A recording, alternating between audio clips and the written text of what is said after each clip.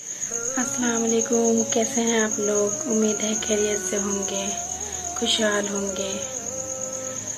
जैसा कि हम सब जानते हैं कि अल्लाह ताला सबको खुश रखते हैं, हम लोगों को खुश रखते हैं। दुनिया में जितने तमाम लोग हैं सबको खुश रखते हैं और अल्लाह ताला खुश रखने के बाद भी हम लोगों को कभी भूलते नहीं हैं। लेकिन हम लोग क्या करते हैं, हम लोग अल्लाह ताला को भूल जाते हैं। आप सोचिए ज़रा कि अल्लाह ताला अमीर गरीब सबको बनाए हैं और हम लोग बोलते हैं कि हम बीमार हैं, हमारे घर में कुछ हालात ठीक नहीं हैं। अल्लाह ताला सबको खुशी भी देते हैं, लेकिन खुशी के साथ एक गम ज़रूर देते हैं ताकि हमारा बंदा हमें भूल ना जाए। इस बात का ख्याल रखिएगा। अल्लाह ताला हमें जब भी खुशी देते हैं तो उस खुशी के बदले ये सोचते हैं कि एक गम इसको ज़रूर दो, वरना ये हमें भूल जाएगा। और अगर हमारे हिस्से में हर चीज़ खुशी ही लिखेंगे तो हम अल्लाह ताला को कैसे याद करेंगे जब तक हमारे हिस्से में कोई गम नहीं आएगा। गम भी अल्लाह ताला आजमाइश के लिए देता है। वो इसलिए कि गम दूंगा तो ये सजदे में झुकेगा, मुझे याद करेगा। अगर हर चीज़ खुशी के लिए ही दे दे और हर इंसान खुश ही रहने लगे तो अल्लाह ताला को तो सब भूल जाएंगे ना। इसलिए ये ना समझिए कि हाँ अल्लाह ताला हमसे नाराज़ हो गए हैं, हमारी बातें नहीं सुनते हैं, हमारी दुआएं कबूल नहीं करते। अल्लाह ताला सबकी दुआ कबूल करते हैं और इंशाअल्लाह करेंगे भी सबकी दुआ कबूल। अल्लाह ताला सिर्फ हम लोगों को आजमाते हैं कि खुशियाँ दी हैं तो गम भी दूंगा ताकि तुम लोग मुझे भूल ना जाओ। और यही निज़ाम है दुनिया का। अल्लाह ताला जिसको भी खुशी देते हैं उसको एक ना एक गम में मुब्तला ज़रूर करते हैं ताकि इस गम के सहारे ही सही मेरा बंदा मुझे याद तो करेगा। और सही भी है, हम लोग अगर हमेशा खुश रहेंगे तो तकलीफ किसको मिलेगी। दुनिया में सुख और दुख दोनों अल्लाह ताला देते हैं। ज़रूरी नहीं कि जिसे दुख दिया तो उसे खुशी देंगे ही नहीं, और जिसे खुशी दिया तो उसे गम देंगे ही नहीं। दोनों चीज़ें इंसान के लिए ही अल्लाह ताला ने बनाई हैं। अल्लाह ताला ने कायनात बनाई, दुनिया बनाया, हर एक चीज़ अल्लाह ताला ने बनाई है। वैसे ही हमारे हिस्से में अल्लाह ताला ने दुख और खुशी दोनों बनाई है ताकि खुशी मिले तो भी हमें याद करे और गम मिले तो भी याद करे। अल्लाह ताला का यही निज़ाम होता है ताकि कोई उनको भूल ना जाए। हम लोग जितना अल्लाह ताला के सजदे में सर झुकाते हैं, अल्लाह ताला उतनी ही आजमाइश हम लोगों से लेता है कि कितना तुम सर झुका सकते हो मेरे सामने, कितना तुम मेरे सामने रो सकते हो। जितना हम अल्लाह ताला के सामने सर झुकाते हैं उतना ही अल्लाह ताला हमारी आजमाइश लेते हैं। वो देखते हैं कि हमारे बंदे में कितनी काबिलियत है, कितनी मेरे लिए मोहब्बत है इसके दिल में, ये कब तक मेरे लिए दुआ कर मेरे सजदे में सर झुकाता रहेगा। ये आजमाने के लिए अल्लाह ताला सबको दुख देते हैं, एक ना एक दुख लगा रहता है। अगर खुशी देंगे तो दुख ज़रूर देंगे कि हम अल्लाह ताला को भूल ना जाए। और हमें भी याद रखना चाहिए कि हम अल्लाह ताला को ना भूलें, खुशी हो या गम हो, हर चीज़ में अल्लाह ताला को याद रखनी चाहिए। और दूसरी बात ये कि हमें हर पल मौत का भी एहसास होना चाहिए कि मौत हमारे करीब है। ऐसे हाल में अल्लाह ताला को याद करना तो बहुत ज़रूरी है। हम खुशी में अल्लाह को याद करते हैं और दुख में भी अल्लाह को याद करते हैं, और याद करना भी चाहिए। जितने भी लोग हैं अगर सर सजदे में झुका कर अल्लाह ताला से दुआ मांगे तो वो ज़रूर कबूल होती है। अल्लाह ताला से महरूम कोई नहीं रह गया है, सबको अल्लाह ताला देखते हैं और सबकी हिफाजत फरमाते हैं। वो बोलते हैं मेरा बंदा जितना मुझसे मांगेगा मैं उतना दूंगा, तुम एक बार मुझसे मांग के तो देखो। इसीलिए तो अल्लाह ताला ने बेटी बनाई है जिसका ओहदा अल्लाह ताला ने जन्नत से रखा है। बेटियां जन्नत का नूर होती हैं, इसलिए अल्लाह ताला ने जन्नत के नूर को पर्दे में रखने की कोशिश की है।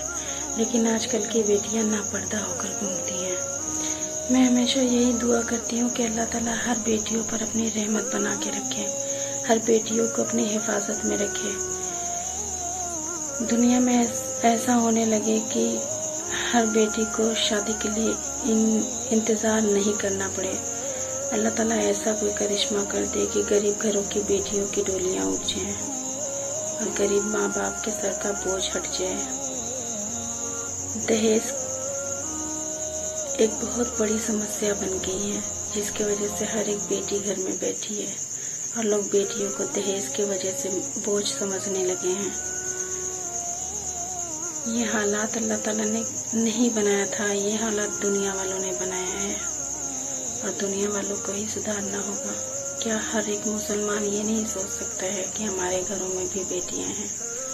अगर मुसलमान अपनी सोच को बदल दे और दहेज लेने की प्रथा को बदल दे तो न जाने कितनी बेटियों का घर बस जाए।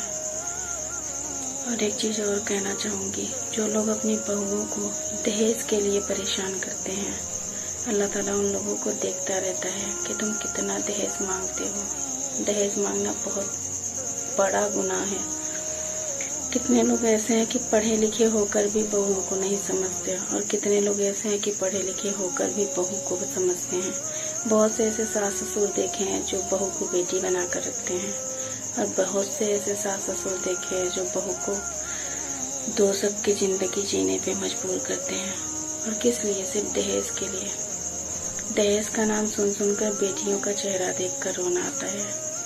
कब खत्म होगी ये प्रथा?